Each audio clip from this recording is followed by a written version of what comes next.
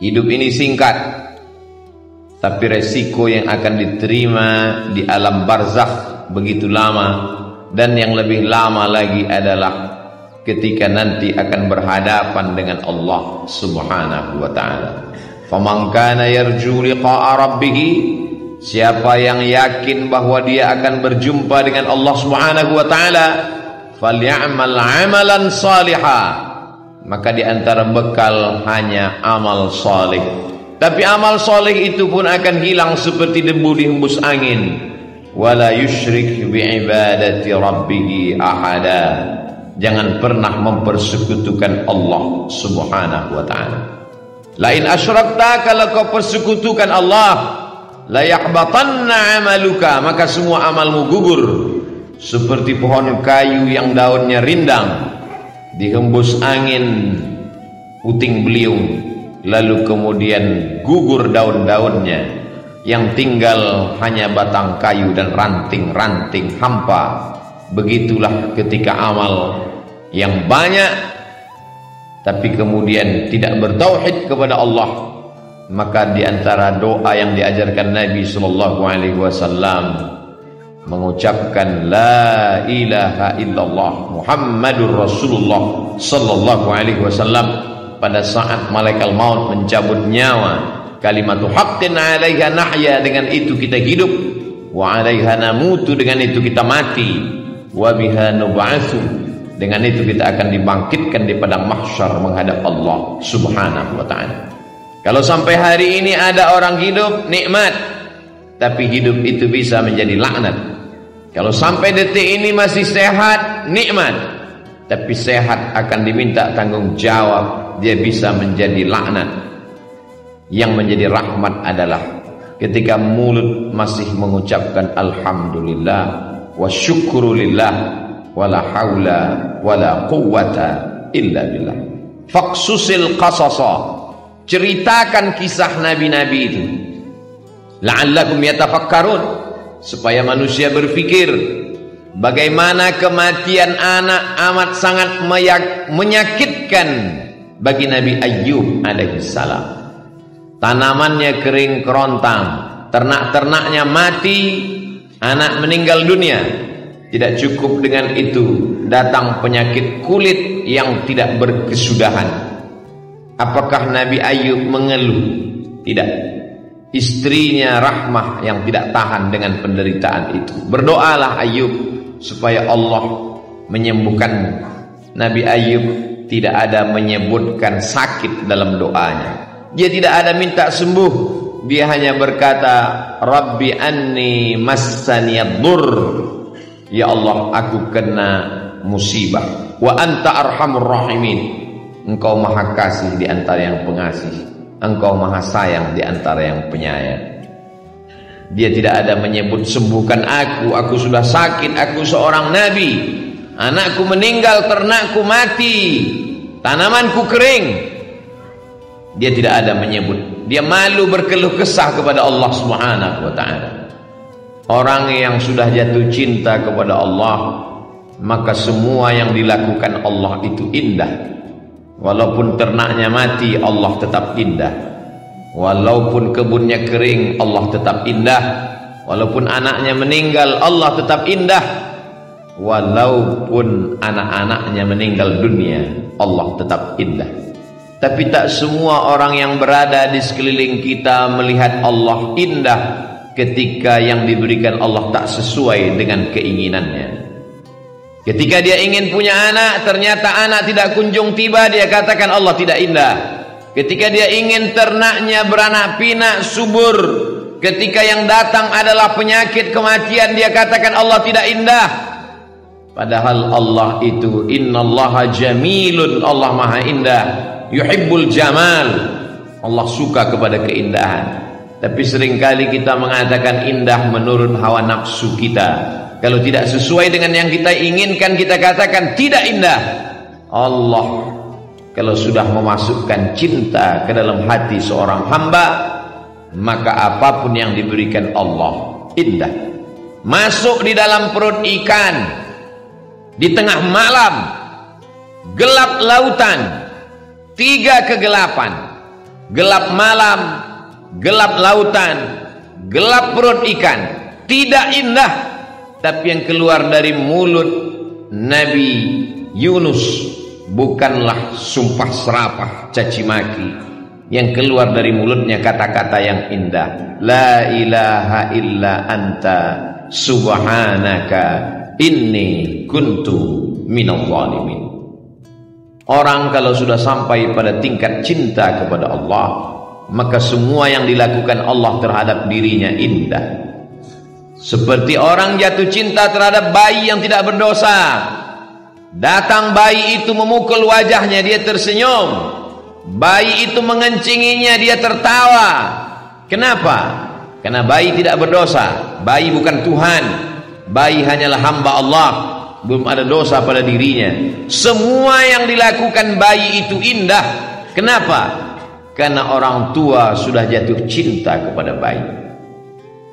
Bagaimana ketika Qais yang jatuh cinta kepada Laila, bersemayam cinta itu di dalam hatinya, maka semua pada diri Laila dia lihat indah.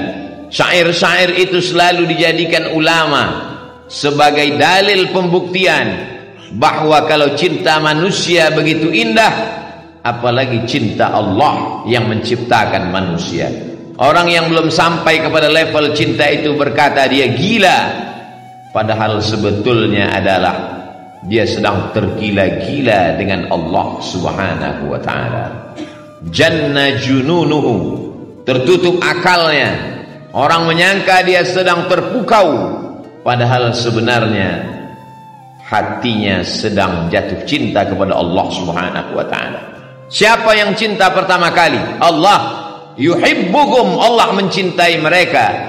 Wa yuhibbuna, mereka membalas cinta Allah Subhanahu wa ta'ala.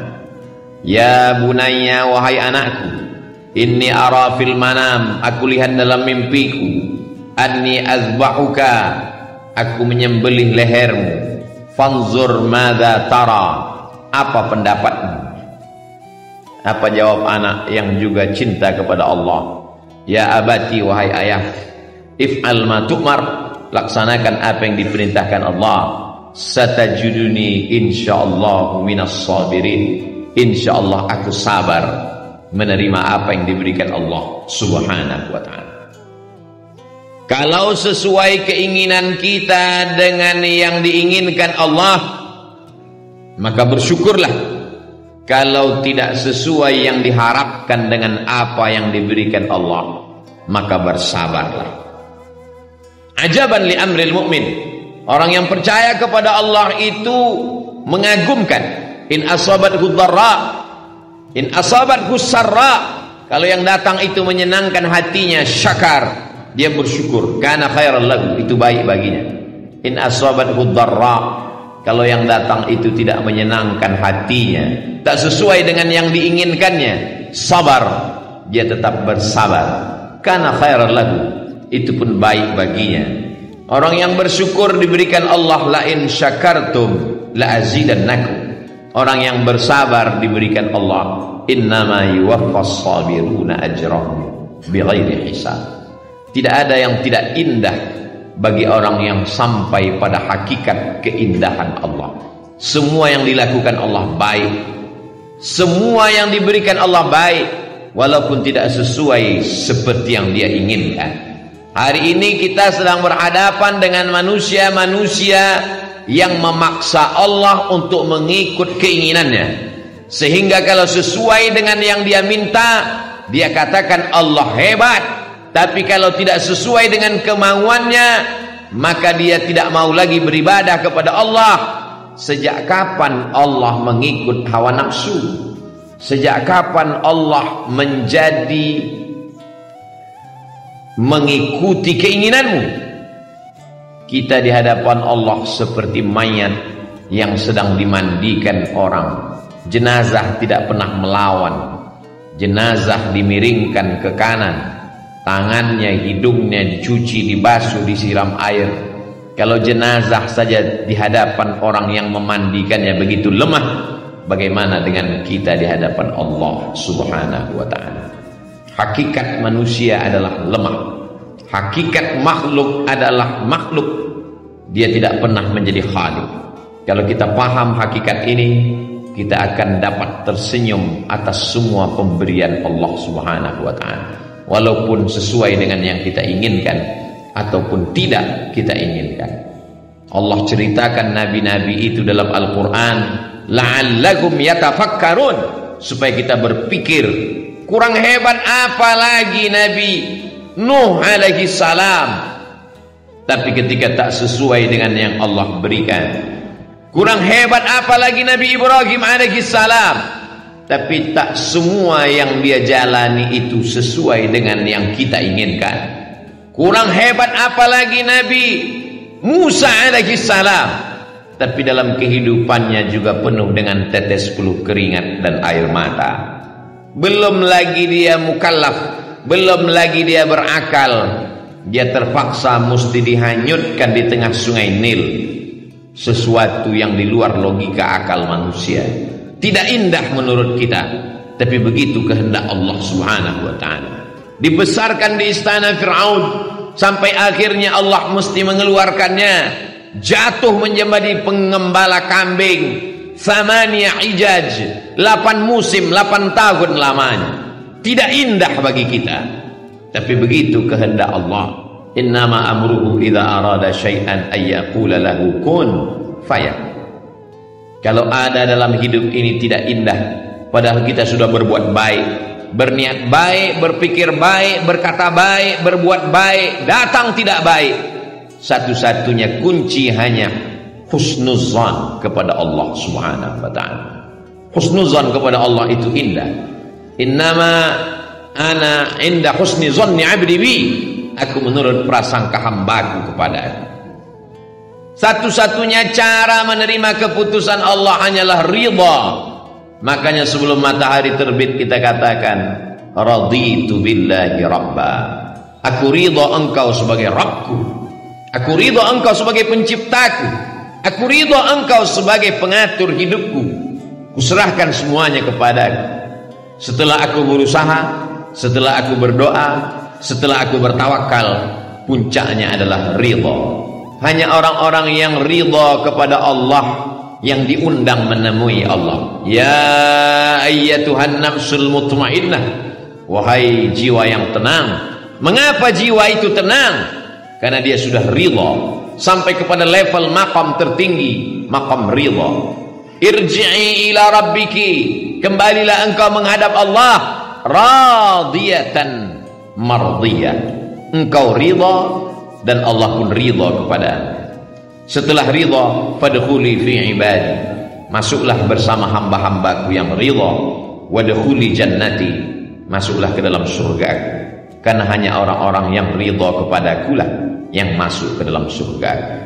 Tapi hati kita belum tentu ridha terhadap semua keputusan Allah. Hati itu keras, hati itu melawan, hati itu berontak. Aku sudah sholat, aku sudah puasa, aku sudah berzikir, aku sudah sedekah, sudah bangun masjid, kenapa tidak sesuai seperti yang kuinginkan? Ada satu yang belum. Mungkin kau sudah ikhlas menggunakan hartamu, mungkin kau sudah tulus menggunakan nyawamu, tapi satu yang belum, kau belum ridha menerima keputusan Allah Subhanahu wa ta'ala. Sehingga ketika orang sudah masuk ke dalam surga, Allah bertanya, "Madza turidun?" Hai penghuni surga, apa yang belum kalian dapat? Jannatin tajri min tahtihal anhar, surga beserta isinya, taman-taman yang indah, semua sudah dapat. Apa yang belum? Penghuni surga menjawab, ada yang satu yang belum ya Allah, ridhaka, kami belum dapat ridhamu. Kata Allah, ridhaku hanya diperoleh orang yang ridha menerima segala keputusan. Berat, sakit, tapi dia tetap tersenyum karena dia tahu bahwa yang memberikan ini adalah Allah. Rencana Allah jauh lebih indah. Kata-kata terlalu mudah diucapkan lidah, tapi ketika sampai dalam diri kita, yang membuat kita ridha itu pun hanya Allah Subhanahu wa ta'ala. Kita hanya mampu berkata la haula wala quwwata illa